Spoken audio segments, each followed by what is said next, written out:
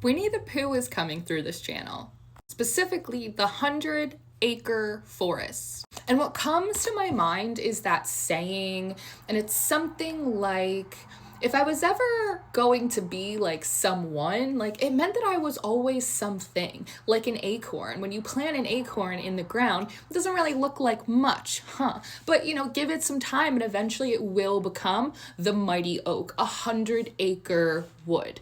Yes, and so there is something about like people just historically underestimating you coming from small or humble beginnings, and people thinking that because maybe you are a late bloomer. Maybe the goals you have set, like they take more time than others. Maybe you started from like way further back beyond the finish line or the starting line than other people did. And so them just underestimate. It's almost like because you weren't succeeding on other people's timelines, they just kind of assumed that like you wouldn't.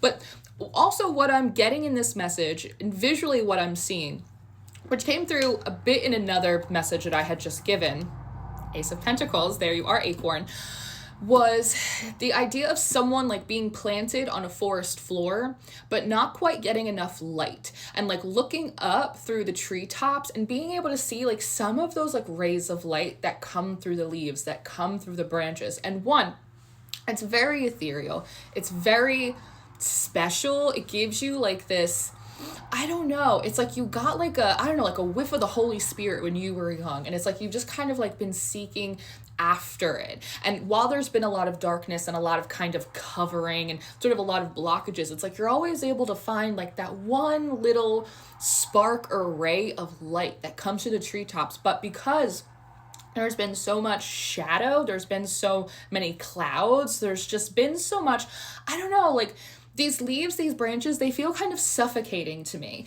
And in archetype and in symbology, trees oftentimes are connected to both the community, but also the family lineage. So I don't know, I'm getting an image of like you having a little torch or a candle and someone like constantly coming out and trying to blow it out or trying to like blot it out somehow. There's like this oppressive energy that has come from either like the community or the area that you've like grown up in, or like your actual family and your ancestors in general. And it's like the combination of just like life's up and down cycles on top of like any kind of like societal pushback on you or prejudice against you, on top of like your family suppressing you, trying to put a lid on you, trying to like cover, like almost like suck up all the air in the room, like suck up all the light, not thinking about other people who like might need it as well.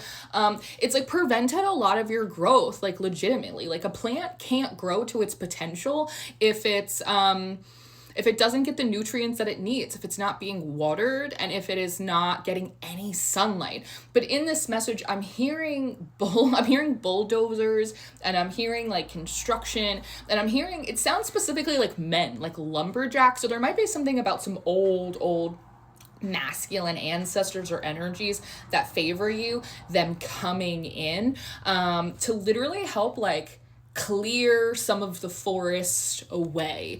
And in that, there's a lot of noise. So I feel like almost like when a storm is raging outside your house, or like that biblical passage about like people being outside your tent, but like it won't actually come like too close near you. It won't actually like get in the house. You might be hearing and sensing kind of paranormally, like a lot of activity, like a lot of fighting, almost like some of you that are very, very tuned into like the angelic realm, even like the clashing of angels. It's like, I feel like you feel and smell and sense like battle in the spirit. And I don't think it's your job to like jump into it. I think you're actually literally supposed to like lay low. And I'm hearing possum. So you might be seeing something about possums or like opossums, or like an ostrich, like stick your head in the sand. There might be something when like the beating of the drums that makes you feel like you need to get up and like join forces and ranks to like help this clearing out.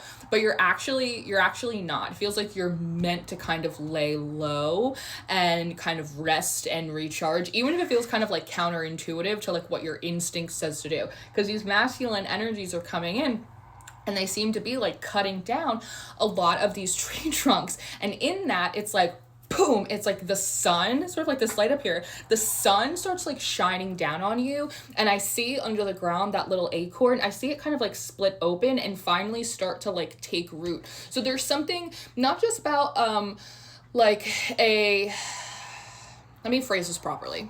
Part of that oppression, it feels like intentionally trying to limit like your visibility for a lot of people. Like people not wanting other people to see you out and about, see you as better than them, see you in your glory. But in a really weird kind of way, it also like blotted out like a lot of the divine light in your life, because you kept hitting oppression after resistance, after prejudice, after hogwash, after bullshit, after again and again and again.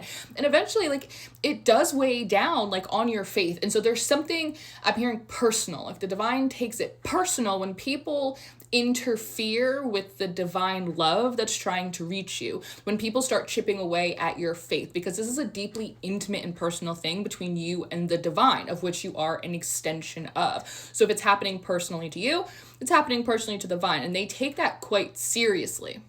And so the clearing of this forest, the clearing of all of these trees, is also allowing you to access like a greater magnitude of divine presence in your life, of divine favor. It's like divine connection. It's like the picture of like God and Adam and like their fingers trying to like connect to hold on to each other. It feels like that.